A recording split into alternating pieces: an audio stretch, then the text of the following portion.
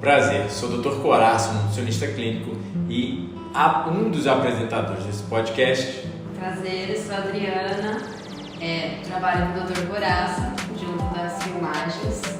E o podcast vai te trazer tudo o que é de mais recente sobre ciência da saúde, ou seja, não de tratamento de patologias, mas de produção de saúde, o que nós chamamos de o higienismo.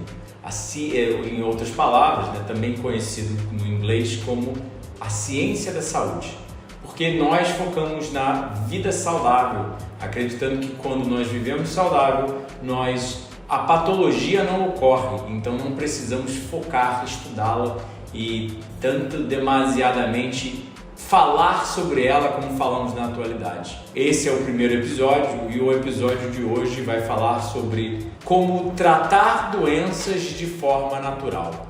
Uma das coisas mais importantes a gente refletir eu acho que o mundo como um todo, ele está completamente alterado. Eu fiz até um vídeo esses dias para o Instagram comentando a má percepção das pessoas. Teve uma pessoa que olhou um vídeo meu e comentou, falou que eu precisava cuidar dos meus dentes. Meus dentes estão super saudáveis, extremamente bem cuidados de acordo com a minha dentista, não tem problema dentário nenhum, nem uma carizinha. Mas as pessoas estão tão acostumadas a ver aquele dente branco, daquelas lentes de contato, que hoje em dia todo artista, toda pessoa que tenta ficar mais bonita de forma sintética usa, que acha que o dente é extremamente branco, reluzente. Vira e mexe, às vezes tem alguém criticando a minha aparência física. Eu fui diabético, obeso, doente, entre várias outras coisas que a gente vai falar um pouco sobre a minha história aqui hoje. Então eu peso normal, mas as pessoas têm uma perspectiva tão errada, porque a gente está tão longe do natural, que o tema do podcast hoje é exatamente isso. A gente trocou o tratamento natural pelo sintético. E o sintético, invasivo, moderno, virou o normal, o natural. E o natural virou o anormal, patológico. E é isso que eu quero trazer para vocês, mostrando que não é bem assim. Então conta um pouco pra gente como que foi esse primeiro acesso que você teve, por que você decidiu mudar a sua vida, né? Já que você estava vivendo uma vida muito, boa, ganhando dinheiro, já estava fazendo o que amava assim na época. O que despertou você para você realmente mudar o padrão que você estava vivendo, né? O ser humano, ele só muda pela dor. Nós somos seres que fomos criados para corta-caminhos. É o que a gente chama na biologia de conservação de energia. Ou seja, você vê pássaros voando em V. Por que pássaros voam em V? Porque eles pegam o vácuo um do outro e se aproveitam desse vácuo. Peixes nadam em cardumes. Tem várias formas de visualizar a conservação de energia na natureza. Mas uma das mais delas tudo que a gente tenta fazer com jeitinho. Porque o jeitinho economiza tempo, economiza esforço, economiza dinheiro, que seria o esforço. Sim. Então a gente sempre tenta economizar, seja financeiro, seja de qualquer forma. Então eu estava muito doente e eu percebi isso, porque bem simples, eu nasci sem visíveis defeitos congênitos. Só que meus pais na época já ganhavam mais dinheiro do que na época do meu irmão, e me deram uma alimentação mais industrializada. Eu desmamei mais cedo do que meu irmão. Eu tive mais influências em estilo de vida. Mas só que meus pais não entendiam nada disso. E minha mãe me levava no meu pediatra na época. Ele recomendava muito filé mignon, bife com batata frita e as coisas que ele recomendava na época para ela. E ela achava que era normal e seguia. Chegava em casa, eu tinha mais doenças, ela me levava lá de novo, ele recomendava antibióticos. E um ciclo de comida errada, estilo de vida errado, e aí para tentar curar os problemas, eram sempre mais remédios. E eu cresci uma criança bem doentinha, digamos assim, indo muito mais ao médico, tomando mais remédios, com mais problemas de saúde do que o usual. E eu, na infância, eu sempre me senti muito incomodado, porque era gordinho, né? Minha mãe estava sempre recomendando remédios, e eu sempre chegava no colégio espirrando, com aquela alergia enorme, e sempre com baixo rendimento. Ela sempre falando para mim, Eduardo, foca, você tem que estudar mais, você tem que ser mais focado. E eu realmente não entendi o porquê, né? Eu me incomodava, era uma coisa que me deixava triste, mas eu tentava o meu melhor. Mas eu acabava passando o dia inteiro dentro de casa, jogando videogame, sem pegar sol, sem ter uma boa dieta. E obviamente, quanto mais um estilo de vida normal eu tinha, mais meu paladar era pervertido.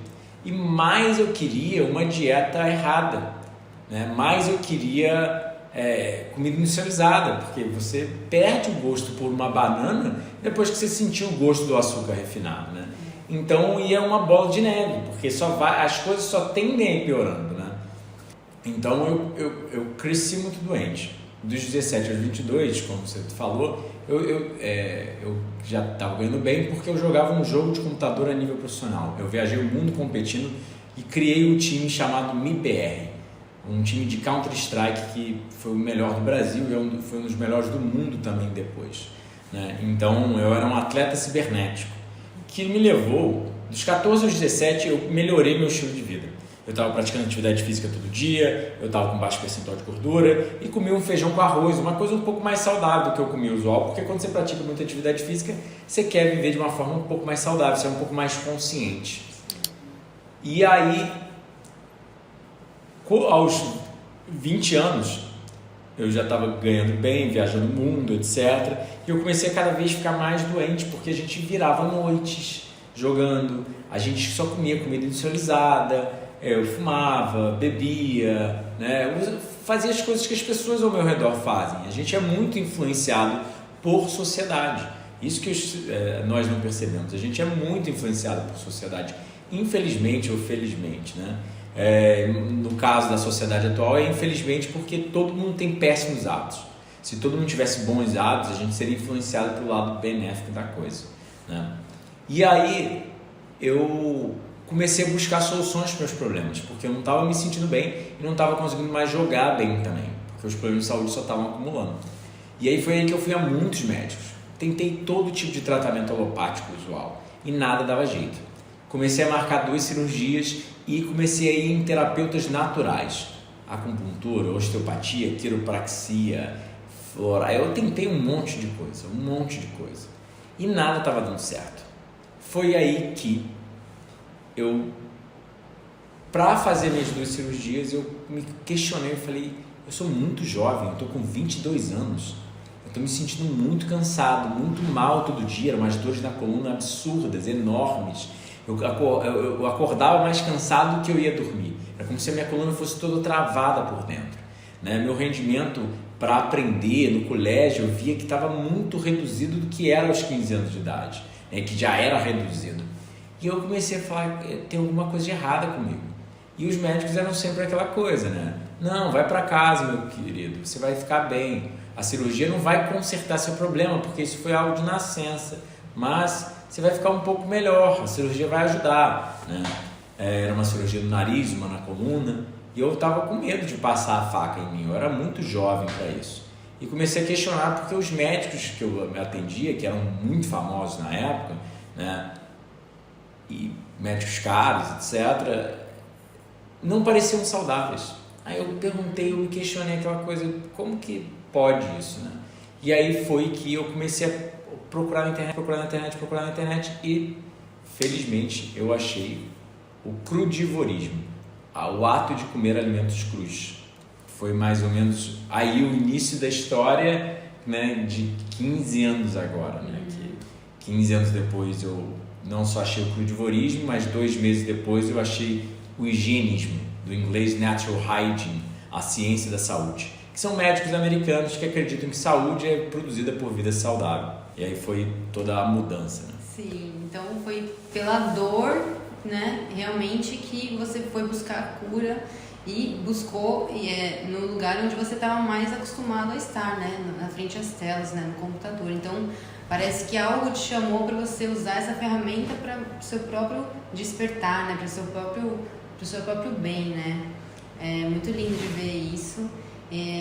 Eu queria entender assim a partir do momento em que você decidiu fazer essa mudança na sua vida, quais as coisas que você teve que deixar de fazer para poder ter esse novo estilo, assim, que você já estava acostumado? Por exemplo, você conseguiu manter essa rotina de jogo, manter essa estabilidade nas viagens que você estava fazendo com essa nova dieta, ou você parou e decidiu prestar atenção em você e parou tudo?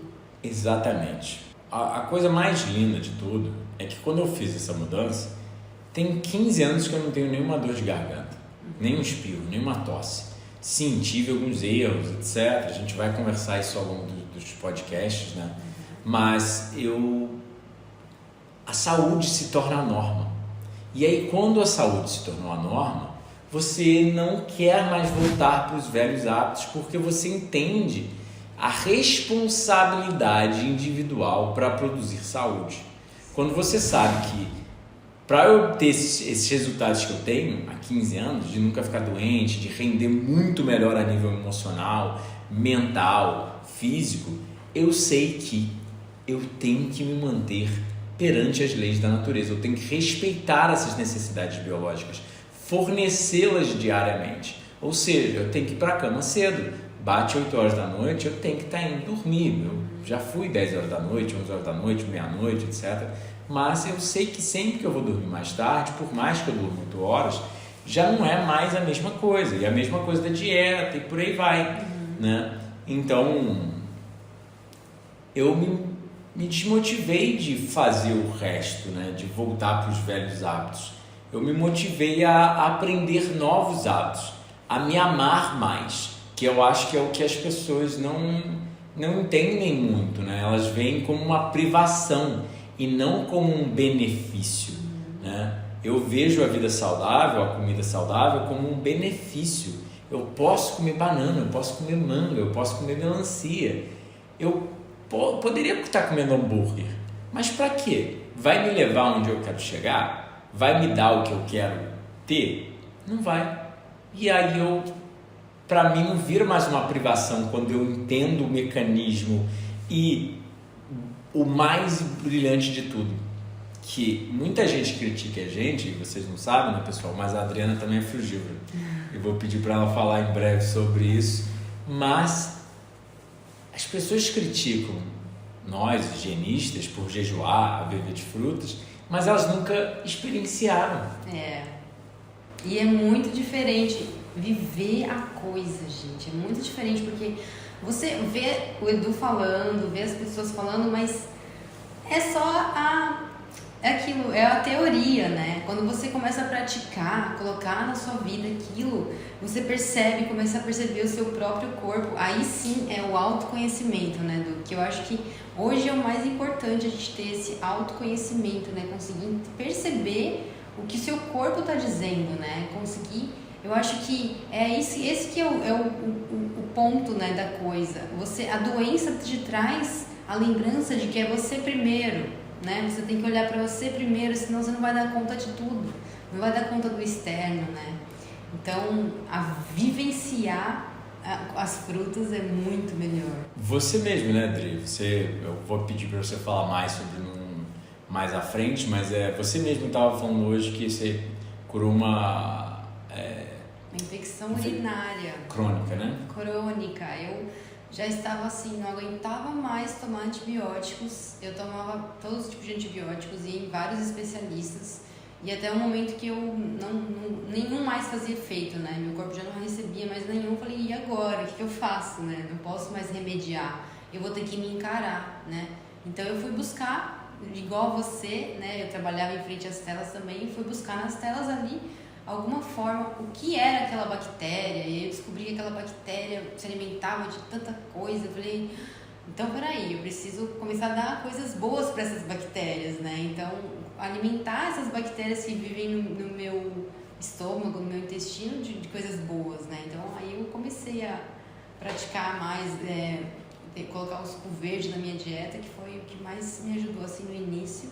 E conforme eu fui mudando, né, cada alimentação, aos poucos, a minha saúde foi ficando cada vez melhor e eu nem precisei mais de antibióticos e não tive mais infecção urinária. Foi assim... Já tá há 2 anos sem? 2 anos. Desde que você mudou? Desde que eu mudei. É uma liberdade. É assim, não depender dessa droga que a gente... Eu não consegui trabalhar assim, sem ter tomado um remédio, sem ter, né, me remediado antes, né? Então, foi uma liberdade. Se drogado, né? Exatamente. Em outras palavras. Exatamente. É que a gente não vê a droga sintética como droga, né? A droga lícita, a gente acha que isso é remédio, né? Cura. Né? Drogaria, né? O próprio nome já diz, né? É uma exato. drogaria, né? Então, você não está se ouvindo, você está se drogando realmente. E é libertador. O que mais foi libertador para mim foi perceber a saúde. Perceber que meu corpo saudável é que funcionava direito, meu raciocínio, tudo melhorou e... Simples, né? Sem precisar fazer nada. Só comer mais alimentos vivos, só começar a comer mais vida.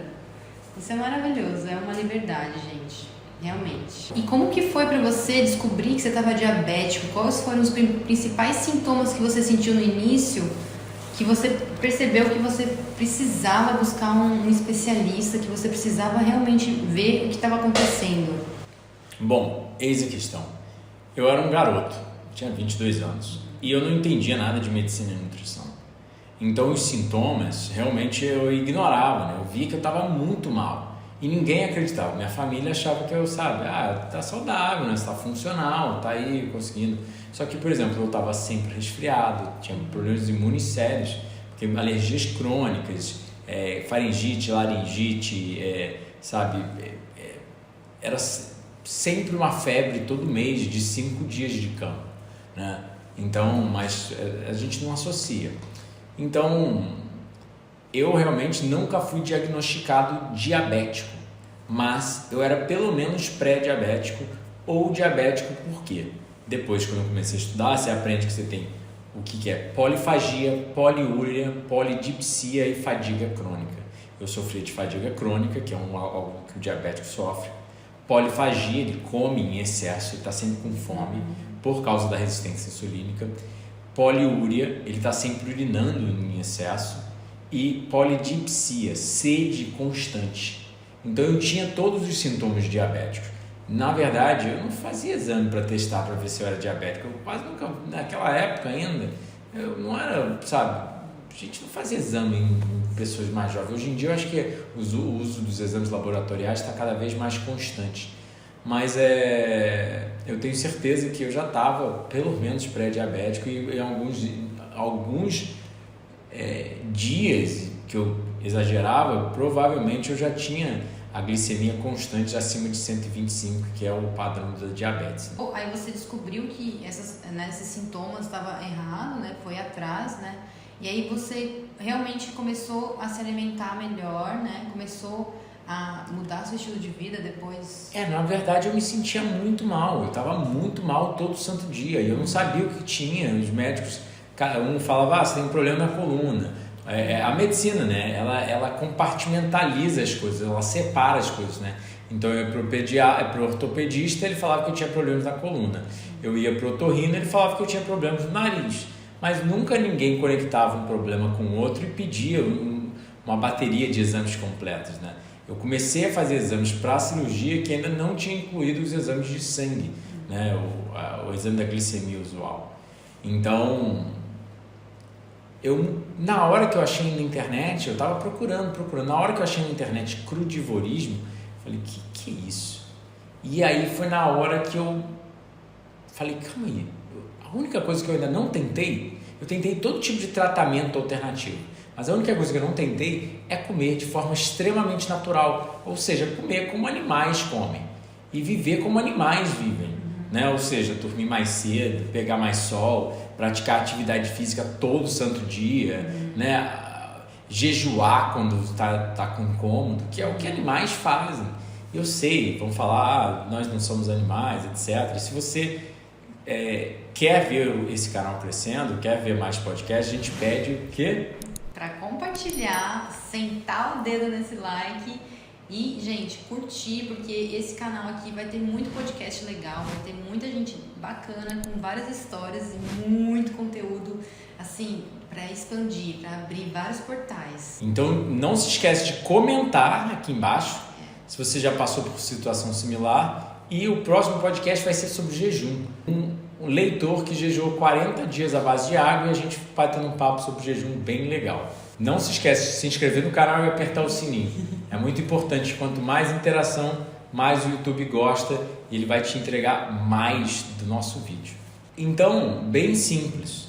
Ao eu começar a comer mais frutas e vegetais, a gente tem vários parâmetros na ciência que embasam que, na verdade, a fruta tem propriedades antidiabetogênicas. Porque muita gente só pensa na fruta, a frutose e o açúcar. Aí isso é diabetes. Mas as pessoas nunca pararam para ler um artigo médico-científico que implica a carne sendo positivamente correlacionada a diabetes e não a fruta. A fruta é inversamente correlacionada a diabetes. Então, carne, por exemplo, não tem fibra.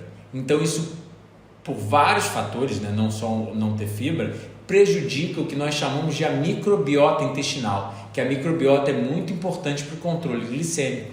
A carne é rica em ferro, o ferro M, que é oxidativo. A carne é rica em gordura, principalmente a saturada, que induz lipotoxicidade e o que a gente chama de LPS, lipopolissacarídeos. A carne é rica em BCAAs, aminoácidos de cadeia ramificada, coisa que os bombados usam geralmente em academia para suplementar, etc. Então esses aminoácidos de cadeia ramificada estimulam a diabetes, né, quando eles estão em excesso.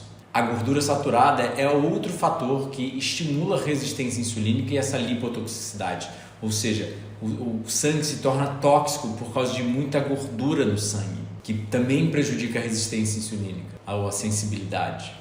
Carne é rica em AIDs, nos subprodutos da glicação avançada, toxinas do cozimento, que também são fatores diabetogênicos. Rica em carnitina, fosfatidilcolina, né, que são aminoácidos ricos na carne, nos ovos, que acabam causando a produção de uma substância chamada TMAO, que prejudica a doença cardiovascular, mas também é correlacionada ao câncer e diabetes. Então tem vários outros fatores, né? Como a ausência de fibras.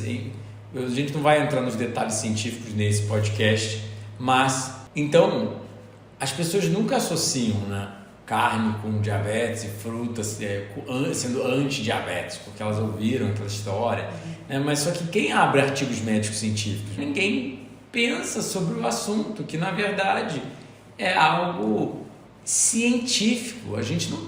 Eu não vou puxar um assunto que não tenha muito embasamento clínico por trás, muito embasamento de pesquisas, e realmente as pessoas ficam muito sentidas, né, quando elas ouvem falar mal do que elas gostam, da dieta delas ou qualquer coisa do gênero. Eu também comi e eu também me desapeguei facilmente quando eu vi que aquilo não me levava para onde eu queria chegar.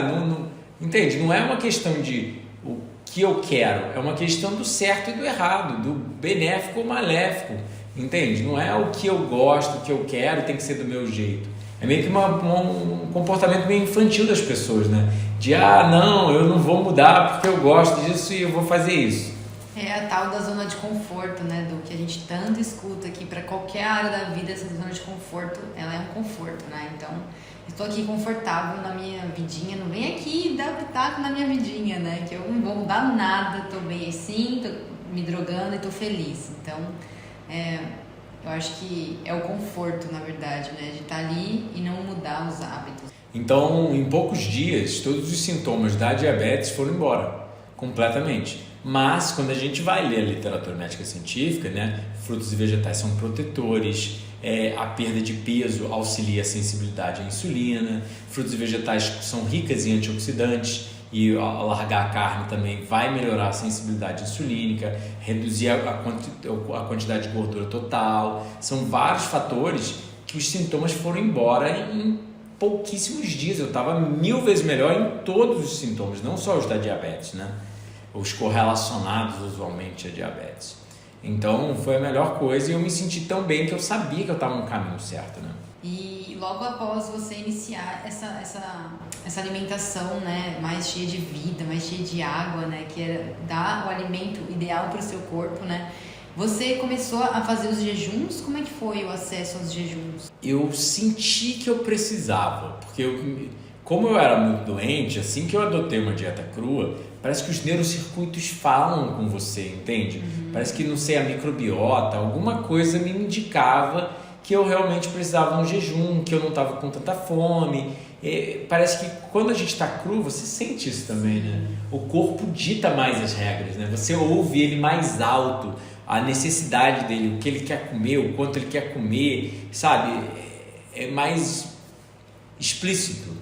Então, na hora eu falei, cara, eu não tô com tanta fome, eu preciso de descansar, né? E aí eu comecei a ler a literatura, porque dentro do crudivorismo, né? Mesmo a literatura crudívora não higienista, todo mundo fala muito do jejum, né? E aí eu comecei a experienciar, ficar um dia aqui quase em jejum, ficar, sabe, fazer um jejum intermitente. Eu já estava comendo muito menos porque não sentia fome. Aí eu comecei a baixar muito do peso. Fui bater 57 quilos, eu tô com 70 agora, são 13 quilos abaixo, né? Eu emagreci bastante, assim, fiquei bem raquítico. Mas eu me senti muito bem. O olfato era muito melhor, era tudo mais lúcido, mais vivo. Era como se eu fosse um animal pronto para uma criança, pronto para ganhar a vida, assim. E aí que eu vi, caramba, só que eu ainda não correlacionava a restrição calórica, né? Eu achava que era a dieta que estava me fazendo muito bem.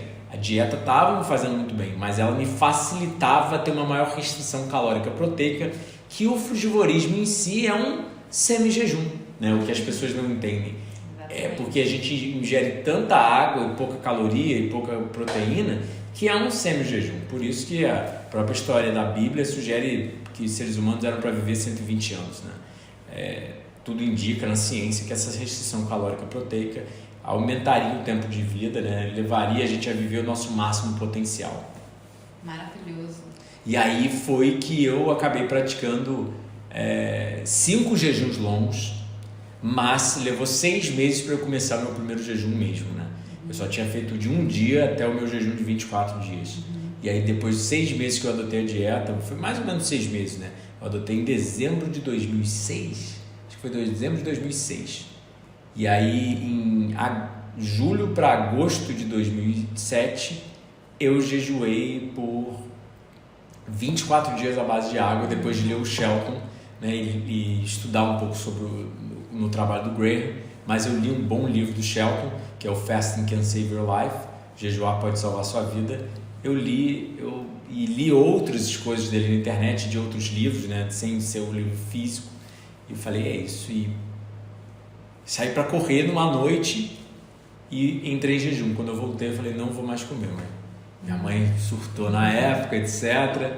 Eu falei, não vou mais comer por pelo menos uns 20 dias. Vai morrer!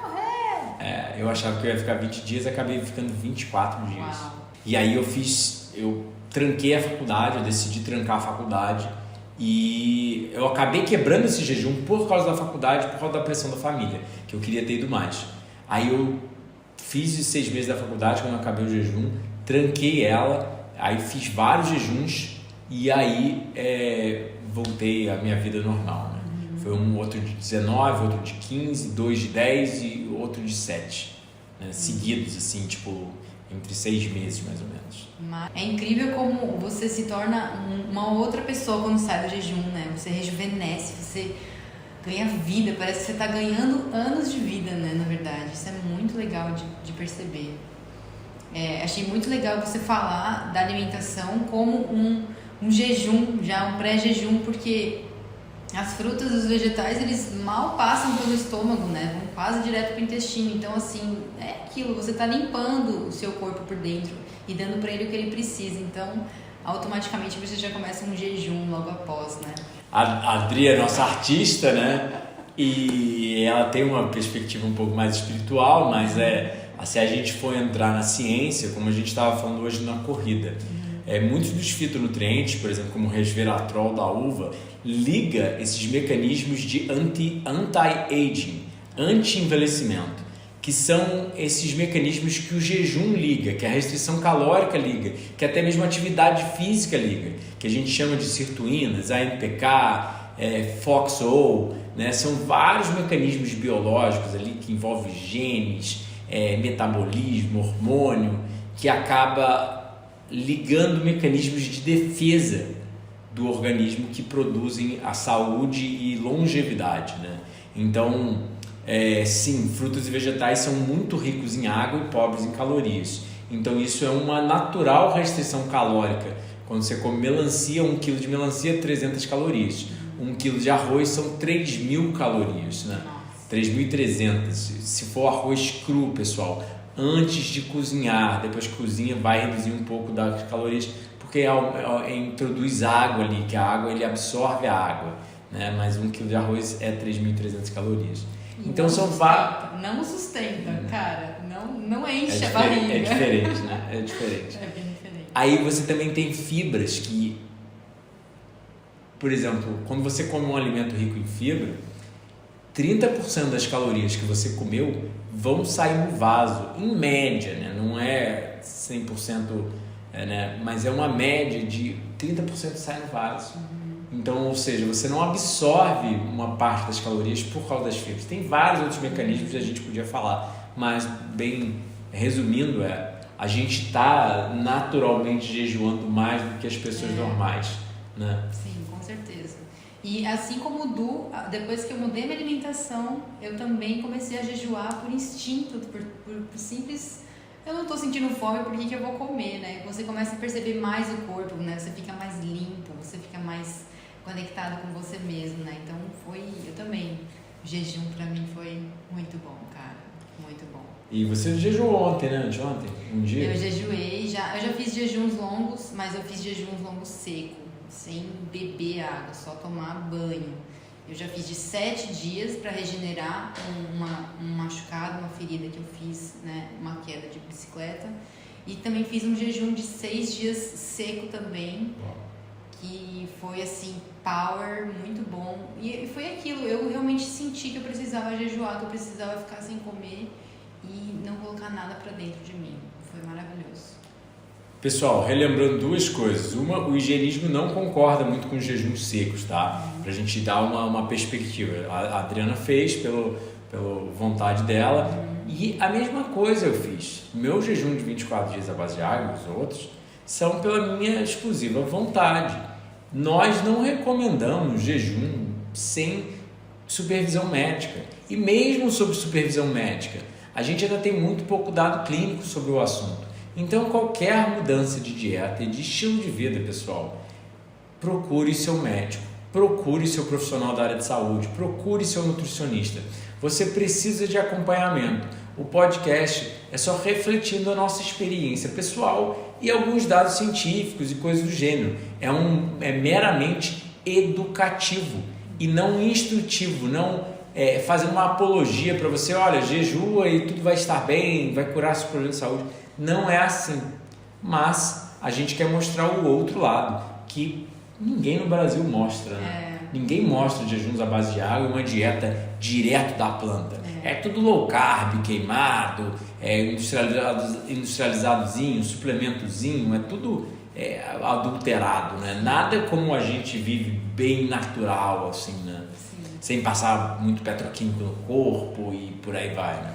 E é incrível como você começa a perceber o tanto que é natural essa alimentação, que você repara, os animais selvagens, você não vê os animais selvagens doentes, né? Mas os animais que vivem nas cidades grandes, eles estão sempre doentes, porque eles comem aquilo que o ser humano está comendo, né? Então eu comecei a reparar nisso, falei, uau, a gente está deixando os animais doentes, cara, isso pegou no meu coração. Eu vi no outro dia uma página do Instagram, Monkey Lovable, Macacos Adoráveis, um cara alimentando o chimpanzé dele com rosquinhas, com esses isotônicos, tipo, sabe?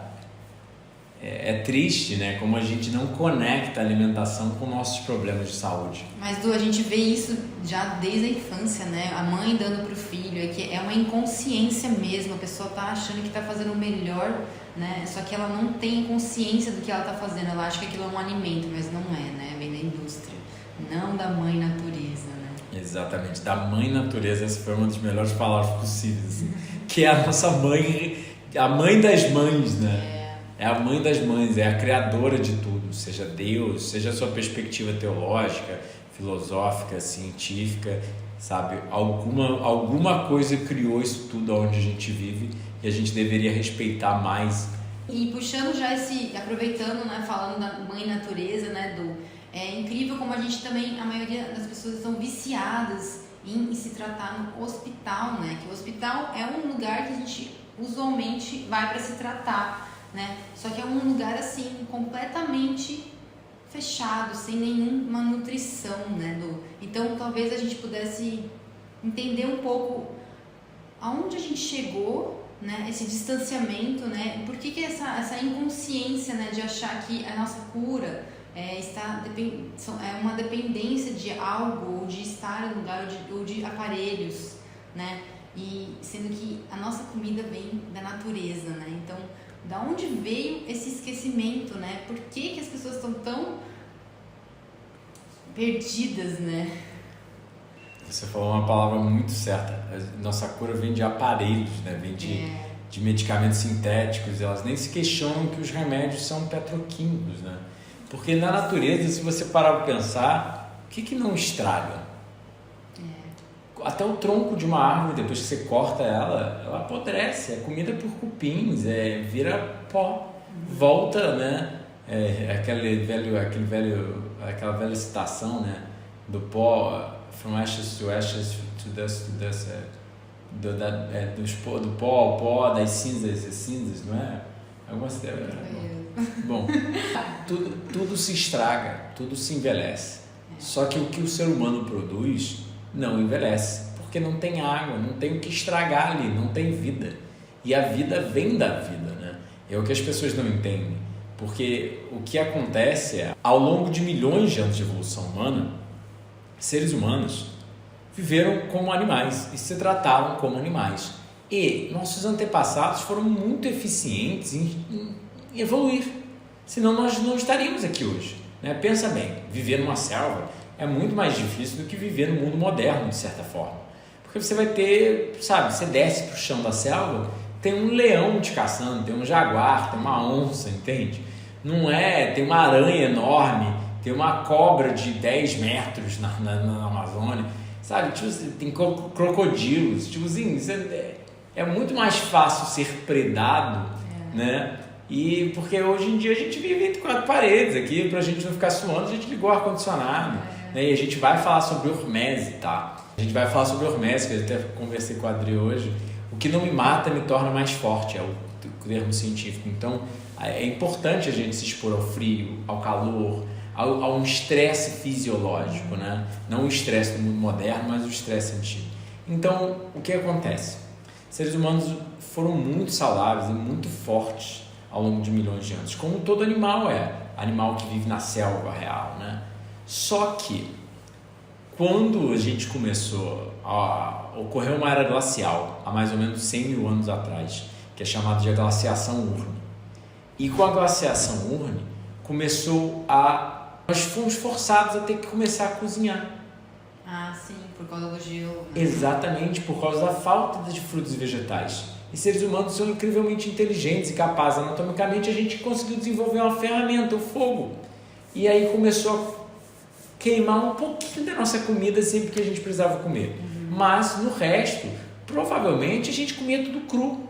Porque por que você vai parar no meio de uma floresta, podendo ser predado por um jaguar, por uma onça? Opa, deixa eu ligar aqui o fogo aqui, porque não tinha isqueiro, né? Convenhamos, não tinha panela. Aí você tinha que ligar um fogaréu e jogar o que você estava querendo ali dentro do fogo, mas você joga um pedaço de carne no fogo e incinera. Então você tem que jogar e tirar rápido. Eles tiveram que dar um jeito de cozinhar que não era a coisa mais fácil do mundo, convenhamos, entende? E sobreviver. Então, com isso, os dados científicos sugerem que a doença começou a aparecer, Porque a gente começou a introdução da agricultura de grãos, do amido, da proteína animal em excesso ainda mais cozida, né? E a gente começou a mudar muito da nossa natureza dietética e de natureza de hábitos. E não fornecer esses requisitos biológicos. Ou seja, uma quantidade exata de nutrientes, a ausência dessas toxinas do cozimento, o convívio direto com essas plantas e as variedades de plantas que a gente consumia, né? Virou, a própria literatura sugere que virou uma dieta muito monotípica, né? Ou seja, poucos ingredientes e tudo insosso, né? Tipo arroz, feijão, não é aquelas cores, a água e todos os fitonutrientes que vêm nas diferentes frutos e vegetais que a gente comeria quando a gente vivia em cima das árvores como os primatas, né? Tudo morto, né? Tudo morto. O pessoal não vai entender tanto, mas a gente sugere que um alimento, quando ele está vivo, né, uma banana, ela tem um tempo de vida curto ali, de 1 semana, 2 semanas, e ela morre. Ou seja, é difícil para as pessoas entenderem, mas uma banana tem metabolismo, taxa respiratória, taxa metabólica, hormonal, secreta hormônio. Tem até células. Então, é muito importante a gente entender que sim, o alimento está vivo ali na planta, né? E tem um tempo de vida curto. Arroz e feijão, realmente, tem um tempo de vida muito longo, de 1 ano. E ainda mais depois que você cozinha, né? Você perdeu uma parte do que o alimento poderia te fornecer ali vivo, né? Sim, a gente vai entrar em outros fatores em relação mas não dá para comer arroz e feijão cru, etc. Mas, basicamente, o conceito primário, pessoal, é que a gente começou a vivenciar doenças. E com essas doenças, seres humanos começaram a achar que era culpa de Deus, demônios, diabo, começaram a culpar qualquer coisa. E começaram a tentar buscar um método de cura. E aí foi desenvolvida a medicina ocidental usual, né? Que na verdade no início, até mesmo Hipócrates foi o primeiro a falar de epidemiologia, foi o primeiro a falar de estilo de vida causando doença. Então não foi tanto para o lado errado como a gente vê hoje, né? O Hipócrates já acreditava em dieta, em jejum e falava isso, né? Tem várias citações de Hipócrates, né? Que a pessoa precisa querer ser curada, não adianta tentar curar ela sem ela querer ser. Então a gente já entende de estilo de vida.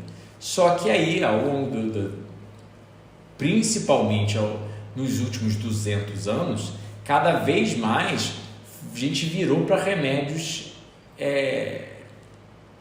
alopáticos petroquímicos, né? Que vêm do petróleo, literalmente, de petroquímico sintético, né? E tem vídeos sugerindo que foi a família Rockefeller, né, que literalmente fez todo esse domínio de uma medicina e criação de remédios por trás, etc. Mas as pessoas começaram a cada vez mais se basear nisso e negar terapias naturais e focar só em terapias sintéticas. Mas o higienismo ainda é diferente da terapia natural e da terapia sintética. Ou seja, o higienismo é diferente da alopatia, que é a medicina vigente, diferente da medicina naturalista, naturopata, etc. Porque nós não tratamos doenças, nós produzimos saúde, com o conceito que se a saúde é a norma, para que você vai tratar a doença se ela não acontece quando você vive de forma saudável?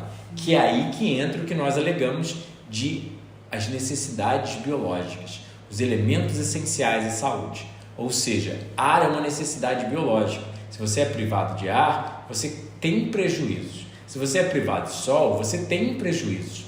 E aí a pessoa tenta curar uma deficiência de sol, entre aspas, com um remédio. Ou, na atualidade, com um suplemento, achando que o sol é só uma coisa que você pode... A vitamina D do sol, você pode encapsular, obviamente, numa pílula petroquímica e consumir pela boca e não fazer a pele ser exposta ao sol, que, por exemplo, hoje a gente correu no sol quase meio-dia, depois meio-dia também. E aí causa vários processos horméticos. Ou seja, a luz do sol, hoje em dia, a gente está mostrando que aumenta a produção de antioxidantes endógenos a nível celular, né? Antioxidante dentro da célula. E tem vários outros fatores, calibra o ritmo circadiano, e causa esse processo de hormese, né? Porque a gente ficou muito quente correndo no sol. Isso liga o que a gente chama de heat shock proteins, proteínas de choque térmico. Bom, eu não vou entrar na ciência, que até a Adri falou, vamos fazer uma conversa mais descontraída, mas é mais ou menos isso, pessoal. É legal perceber também, Du, que a gente acaba recebendo o calor do sol pelo jeito certo, né? Que é através da pele, né? Não pela boca, né? A gente não quer algo quentinho para esquentar a gente quer o sol, porque a gente sabe que é dele que vem os nutrientes, né? Então eu sinto que a busca pela comida cozida também tem um pouco disso, tem um pouco desse apego, assim, do quentinho, do que... Ai, vai me dar um conforto, mas é um falso conforto, né? Eu percebi isso depois que eu comecei a me alimentar mais de alimentos crus, né? Então, a falta as pessoas perguntavam, mas você não sente falta de uma coisinha quentinha, né? E eu falava, cara, mas tem o sol. Como assim eu vou sentir falta de algo se o sol tá aí todos os dias pra me esquentar, né? Então, parece que tudo fica muito mais claro, você começa a entender muito mais as coisas de uma forma muito mais ampla, né? Enfim, a consciência fica muito expansiva, né? E aí entra na questão do remediar, né? Que resumindo a pergunta dela, respondendo a pergunta dela, a gente para de ter uma perspectiva de tentar remediar um problema, mas a gente vai na causa do problema, a gente corta ele pela raiz, ou seja, o ser humano, a pessoa está com uma cardiopatia, uma doença cardiovascular, ou seja, as artérias dela, por todo o corpo, estão com disfunções, não conseguem carregar o sangue direito, ficam mais contraídas, etc.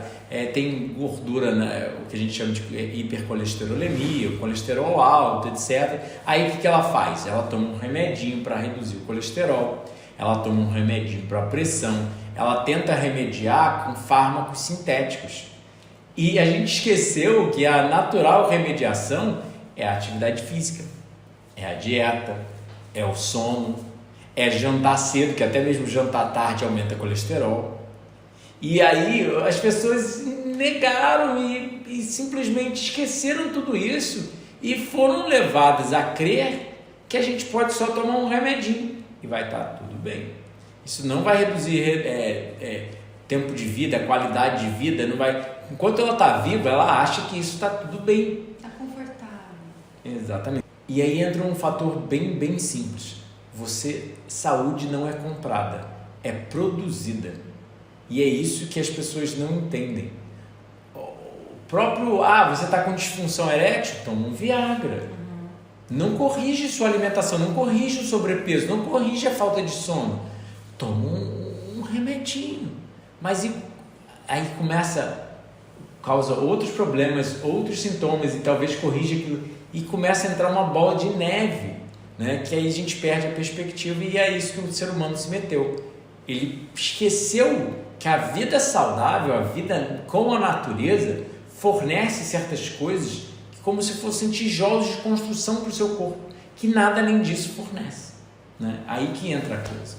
É porque o simples toque, né, o simples tocar na natureza, ver a natureza, ouvir, sentir o cheiro da natureza, isso tudo é uma nutrição, né? Então, quando não só comer, né? Então, só de estar na natureza, isso já te nutre, né? Eu realmente percebi que até perdi a fome quando eu estava na natureza, assim, estava sendo nutrida por tantas coisas que nem sentia necessidade de estar colocando alimento para dentro, né? É legal também perceber, como que a gente está tão obcecado a esperar um diagnóstico de uma pessoa que não é você para falar sobre o que você tem que fazer, né, na sua vida. Que a gente fica obcecado por fazer exames, por estar sempre ali numa rotina de exames, com medo de estar doente, né? Então esse medo, né, essa obsessão por estar fazendo exames que também afeta a saúde, né? Então qual seria a melhor forma, né, de tratar? É prevenindo, né? Como que é que a gente se previne? Com vida saudável. Eu concordo com tudo isso. A questão é, hoje em dia, a medicina, né, se baseia em faz mais ou menos o que você quiser da vida. Quando você ficar doente, você vai no médico e ele te prescreve um remédio, né, uma pílula sintética petroquímica, que a gente chama de remédio, né? Como se fosse, não, remédio legal, é ilícito. Mas todo médico vai concordar que remédios têm efeitos colaterais, sim. E quanto menos remédio você tomar, melhor, né? Porque, como a gente falou, né? Remédio é droga, é uma droga farmacêutica, mas... Ele remedia, né? Tá remediando. Exatamente, ele não cura, porque senão um diabético tomava um remédio para diabetes e não tinha mais diabetes, né?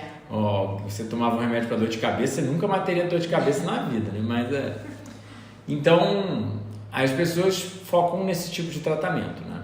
Que é alguém vai curá-las, ou seja, existe um curandeiro que eu posso ir e ele vai me dar uma cura. E aí existe hoje em dia uma compreensão já de prevenção, né? De medicina preventiva, ou seja, vamos viver um pouquinho mais saudável, ou vamos fazer exames, né? A mamografia, o exame de câncer de próstata, o exame da próstata,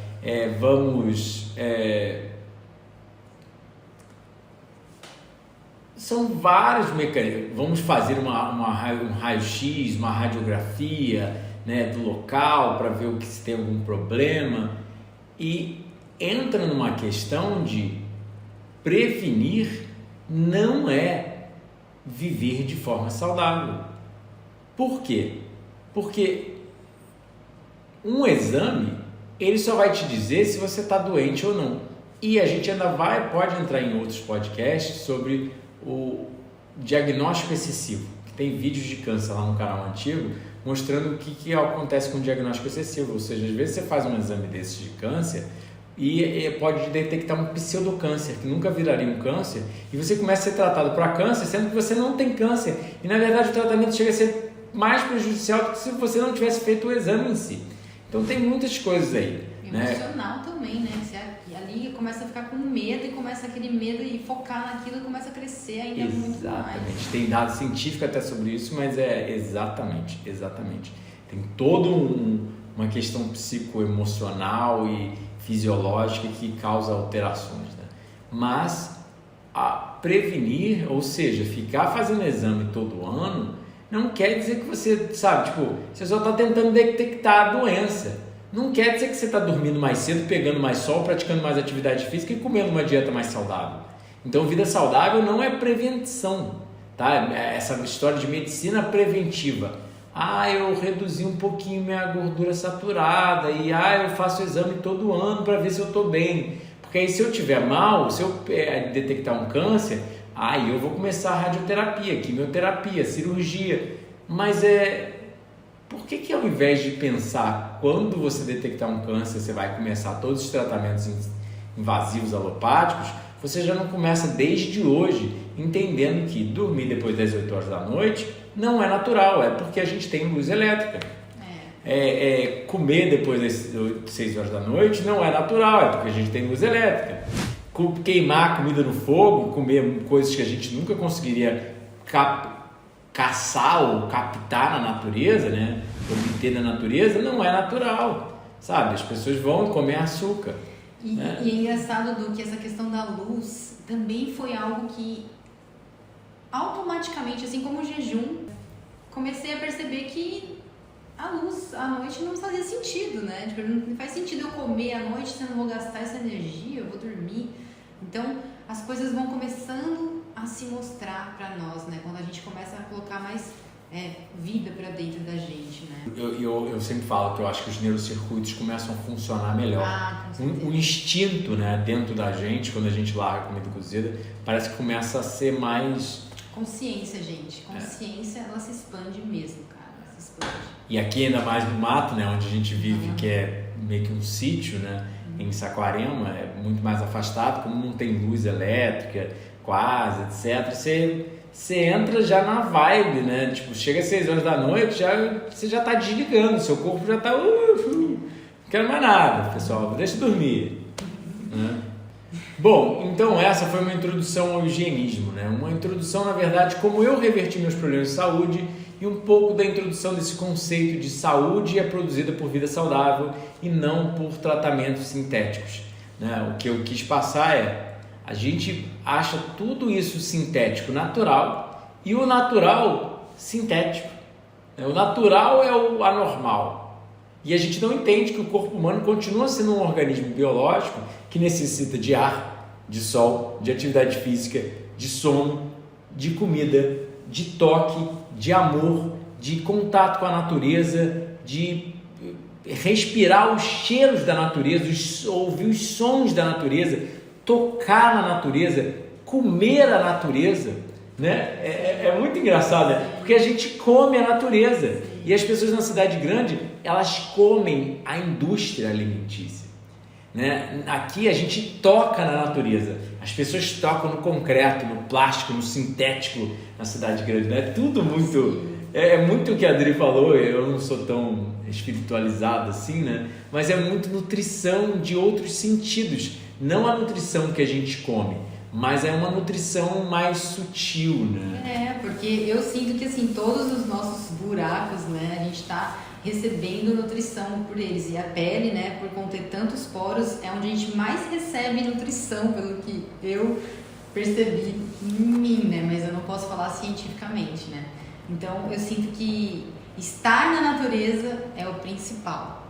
Mais do que comer, é estar na natureza, assim, é tudo. Facilitaria muito do nosso problema de saúde, né? Com certeza. Eu sempre brinco com isso, tipo, se abolir o cozimento, quem quer consumir muita carne? Quem quer consumir batata, entende? Se não tivesse comida cozida, pra que você vai consumir essas coisas? Tipo, tudo bem, carne às vezes a gente consumia antigamente, cru, muito raramente, mas batata, arroz e feijão já não dá direito, né? E, tipo, mesmo a carne em si, sem sal, sem nada, sabe? Como que você vai realmente comer? Gosto de sangue, gente. E engraçado, porque eu também saí da cidade grande, né? Você também, né, Du? Você tava na cidade e, assim, pra mim era normal eu ver os prédios e, enfim, até que a alimentação também agora é absurdo. Me despertou para estar mais na natureza, para eu realmente foi um processo assim lindo mesmo. Assim. Agora é absurdo olhar uma cidade grande, tipo assim. É absurdo. Que isso. Parece que caraca. E eu me sinto pior psicologicamente assim, dentro de um dia. É muito rápido. Só de dormir num lugar que você não escuta um grilo. Exatamente. Você escuta um carro. É muito ruim. Muito ruim. Bom, então esse foi o nosso primeiro SaúdeCast Dr. Coraça, né? Então começa se inscrevendo no canal. Eu vou deixar para você, manda ver, Adri. Se inscreve no canal, senta o dedo nesse like, comenta aqui embaixo se vocês gostaram desse tipo de vídeo, se vocês acham que, assim, querem fazer perguntas sobre o que vocês querem que a gente... Sugere temas. Compartilha, porque a gente tem que expandir, né, esse conhecimento, né? E Du, fala dos seus maravilhosos livros, né? Que o Du, ele escreveu maravilhosos livros, gente, que tá fácil para acessar a informação, só pegar e ler, sabe?